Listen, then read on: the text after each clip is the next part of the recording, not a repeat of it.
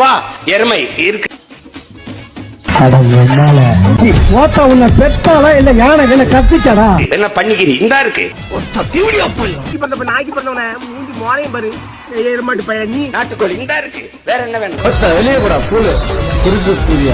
மீன் இந்தா குளம் இந்தா இருக்கு. சூத்த மூடிட்டு இருக்க மாட்டேடா. உன் சூத்த அறுத்து சூப்பு போட்டு உனக்கே ஊத்தி விட்டுருவேன் மரியா. வேற என்ன வேணும்? எல்லாமே இருக்கு. எல்லாமே இருக்கு.